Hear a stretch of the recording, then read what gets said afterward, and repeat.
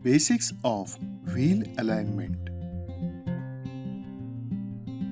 Wheel alignment पहियों का वाहन के साथ, एक दूसरे के साथ और सड़क के साथ ज्योमेट्रिकल यानी गुणोत्तरीय संबंध है।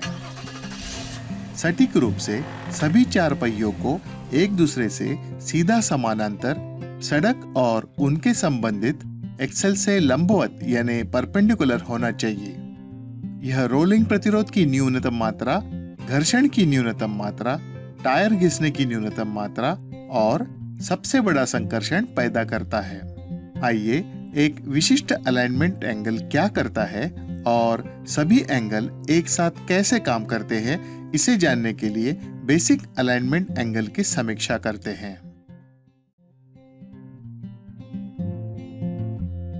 कैस्टर वाहन के बाजू से देखे जाने वाले हर एक सामने वाले पहिए के स्टीयरिंग अक्ष का झुकाव कैस्टर कहलाता है।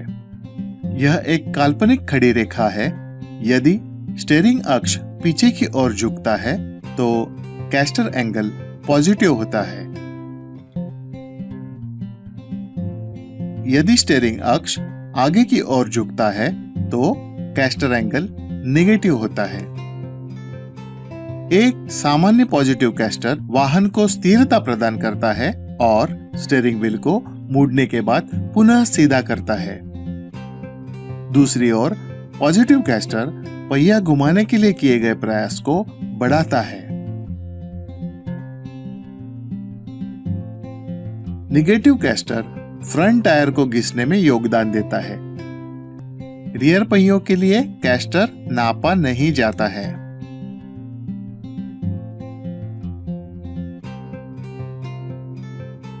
कैम्बर वाहन को सामने से देखने पर वास्तविक वर्टिकल से पहिया का झुकाव यही कैम्बर होता है।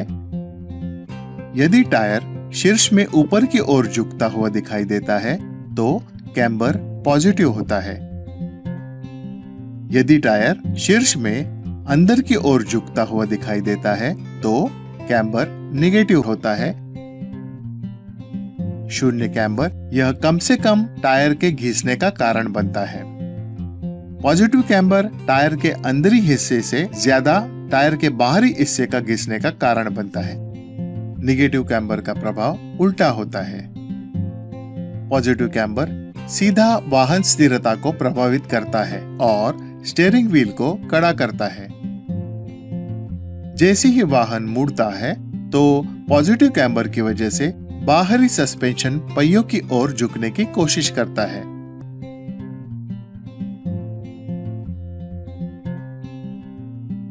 जब पहिया फिर से सीधा होता है तो गाड़ी का वजन स्टीयरिंग एक्सिस को दबाता है और पहियों के सीधे करने में मदद करता है।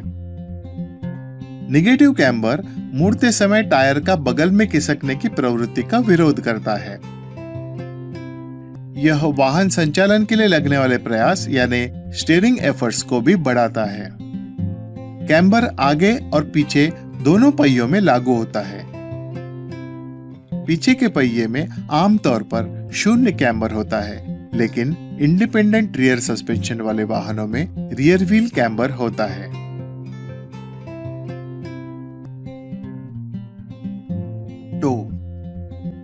टो यानी वाहन को ऊपर से देखने पर दिखने वाली पहियों की सीध या समानता। जब आगे और पीछे की पहियों की जोड़ी पहियों के सामने वाले छोर से अंदर की ओर मुड़ी होती है तो वह टो इन होता है। पहिए बाहर की ओर मुड़े हो तो वह टो आउट होता है। जीरो या शून्य टो यानी पहिए जब सीधे होते हैं तो वह कम से कम टायर घिसने का कारण बनते हैं। बहुत अधिक टोइन की वजह से टायर के बाहरी किनारों की लाइनें अंदर की हर एक किनारों की लाइनों से ज्यादा घिसती है। बहुत ज्यादा टो आउट से विपरीत प्रभाव होता है। जब वाहन गतिमान होता है तब टो कम या गायब हो जाता है, क्योंकि पहिए घूमने की वजह से सीधे हो जाते हैं और स्टीयरिंग लिंकेज थोड़ा लचीला हो जाता है। स्टीयरिंग टाई रॉड की गलत लंबाई या गलत एंगल पर लगाने से टो में बदलाव आता है। बाहरी टाई रॉड का सिरा सस्पेंशन के कंप्रेस और एक्सटेंड होने के साथ ऊपर नीचे होता है। यदि टाई रॉड की लंबाई और एंगल गलत है तो यह स्टीयरिंग आर्म को खींचती है या ढकेलती है और पहिया को एक नई दिशा में लक्षित करती है। वाहन जब उभार या गड्ढे पर से गुजरता है तो स्टीयरिंग व्हील के एक तरफ के झटके से वाहन चालक को यह महसूस होता है।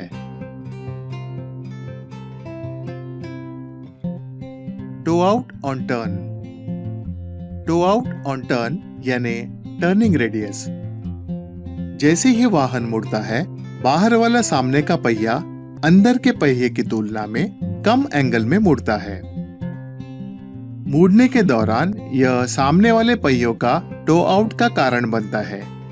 मुड़ते समय टो आउट की कुछ मात्रा आवश्यक होती है क्योंकि बाहरी पहिया अंदर के पहिया की तुलना में बड़ी रेडियस में मुड़ता है।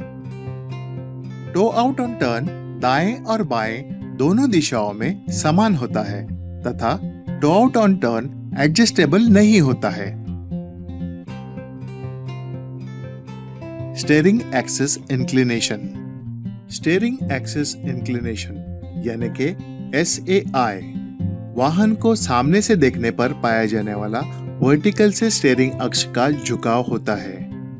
यह स्ट्रट माउंट के लोअर और अपर बॉल जॉइंट केंद्र के माध्यम से एक रेखा द्वारा बनाया हुआ एंगल होता है। SAI स्टीयरिंग फील और स्थिरता को प्रभावित करता है। उच्च SAI सख्त स्टीयरिंग फील और स्थिरता को प्रदान कर सकता है। SAI और कैम्बर के गठन से निर्माण होने वाले एंगल को इंक्लूडेड एंगल कहा जाता है। यदि कैम्बर पॉजिटिव है तो इंक्लूडेड एंगल SAI से बड़ा होता है। यदि कैम्बर नेगेटिव है तो इंक्लूडेड एंगल SAI से कम होता है। अलग अलग ऑफसेट के साथ नॉन रिकमेंडेड यानी गैर सिफारिशी व्हील रिम की फिटिंग स्टीयरिंग ऑफसेट मूल्य को बदल सकती है और वाहन स्टीयरिंग समस्याओं को पैदा कर सकती है। Ride height. राइड हाइट अक्सर सामने या पीछे वाले रॉकर पैनल के नीचे से या पहिए के लिए उपलब्ध जगह के ऊपर से यानी व्हील वेल से नापी जाती है क्योंकि वाहन बॉडी पैनल सबसे सटीक डेटा पॉइंट नहीं है। राइड हाइट अधिक सटीक रूप से सस्पेंशन या फ्रेम के ऊपर के बिंदु से नापी जाती है। स्प्रिंग सैक या अतिभार वाले वाहन राइड हाइट को बदल सकते हैं और वाहन स्टीयरिंग में अस्थिरता दिखा सकते हैं। विशेष विवरण के नीचे वाले राइड हाइट में स्प्रिंग में सुधार की जरूरत होती है। थ्रस्ट एंगल वाहन की ज्योमेट्रिक केंद्र रेखा और उस दिशा के बीच का एंगल है जिसमें पीछे के पहिए दर्शित होते हैं। यदि पीछे के पहिए सीधे आगे की ओर इशारा करते हैं तो कोई थ्रस्ट एंगल नहीं है। शून्य थ्रस्ट एंगल आदर्श होता है। यदि थ्रस्ट एंगल को निकाला नहीं जा सकता तो सामने के पहिए वाहन की ज्योमेट्रिक केंद्र रेखा के बजाय थ्रस्ट लाइन से सम्मिलित यानी अलाइन की जा सकती है। अलग अलग थ्रस्ट लाइन के साथ आगे के पहिए चलाने वाले पीछे के पहियों के केंद्र रेखा से सम्मिलित करने के परिणाम स्वरूप स्टीयरिंग व्हील टेढ़ा मुड़ा होगा और टायर के घिसाव में बढ़ोतरी होगी। सेटबैक। सेटबैक एक ऐसी स्थिति होती है जिसमें एक्सेल पर एक पहिया दूसरे पहिए के सामने या पीछे होता है। सेटबैक वास्तव में पुराने ट्रकों जैसी वाहनों के लिए बनाया गया है, लेकिन अत्यंत असमान कैस्टर भी सामने वाले पहियों पर सेटबैक का कारण बनता है। व्हील अलाइनमेंट की जांच। व्हील अलाइनमेंट आमतौर पर खराब हैंडलिंग, हार्ड स्टीयरिंग, कंपन या टायर घिसने से संबंधित है। समस्या का निदान करने में पहला कदम है सावधानी पूर्वक किए गए सड़क परीक्षण के बाद किया गया संपूर्ण निरीक्षण। उसके बाद टायर प्रेशर यानी दबाव की जांच करें। सभी 4 टायर्स को उनके सिफारिश अनुसार योग्य प्रेशर तक फुलाएं। एक आसान सा टायर प्रेशर जांच वाहन को घूमना, ब्रेक पुल, हार्ड स्टीयरिंग और स्पॉन्जी राइड जैसे समस्याओं का हल कर सकता है। आपके सड़क परीक्षण के मूल्यांकन और अलाइनमेंट मापन के दौरान अलाइनमेंट एंगल के मूल उद्देश्य और वे सभी कैसे वाहन गति संतुलन बनाए रखने के लिए एक साथ काम करते हैं, ये न भूलें। व्हील अलाइनमेंट पुनः करने के लिए निर्माता ने बनाई गई सिफारिश जांच लें या केवल तब करें जब टायर को बदल दिया जाए या कोई भी पुर्जा खराब हो जाए।